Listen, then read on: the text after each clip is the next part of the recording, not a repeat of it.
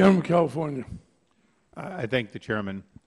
I've tried to stay mostly out of the financial part of this, but I think with this pay for, I would like to make a small point, and that is that I know much has been said by the members of the committee about the various programs that will not go away as a result of, quote, ending TARP.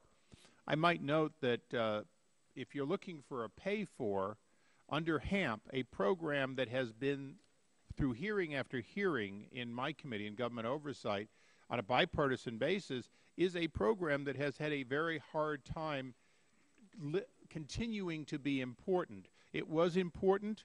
It stabilized the market, but today 80% of the loans at Wells Fargo and similar figures at other firms are going on without and outside of that program, and we have been told in sworn testimony that virtually no loans would ever disappear as a result because of the 31% requirement that's in there, loan to income.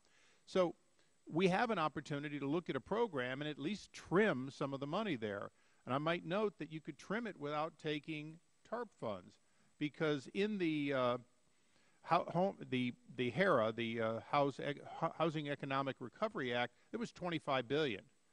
Because so little has been used by that program, you have a substantial amount of money that in fact would be a legitimate pay for with previously appropriated funds in 2008 that are excess.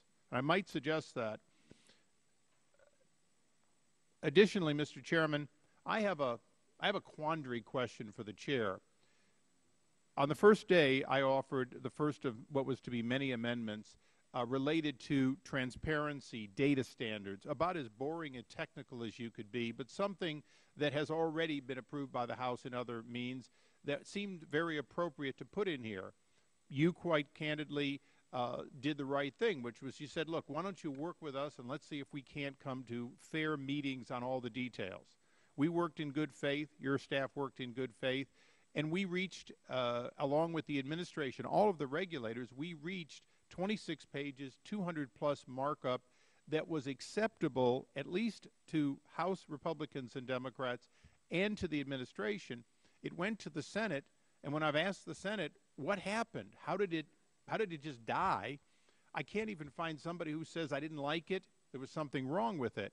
Now, I know that that is not per se part of what is open for debate, but I would like to inquire in the sense of transparency of this process.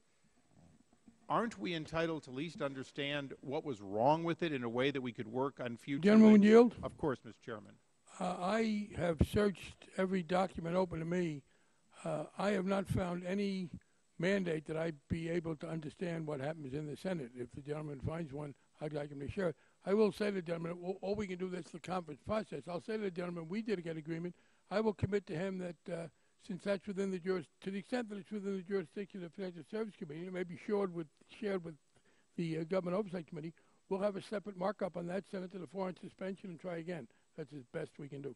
I appreciate that from the gentleman, and not being knowledgeable of all the intricacies of the pay-fors, I appreciate him bearing me out in at least my offering an alternate. I have no amendment on that. I think it's outside of government oversight to formalize it.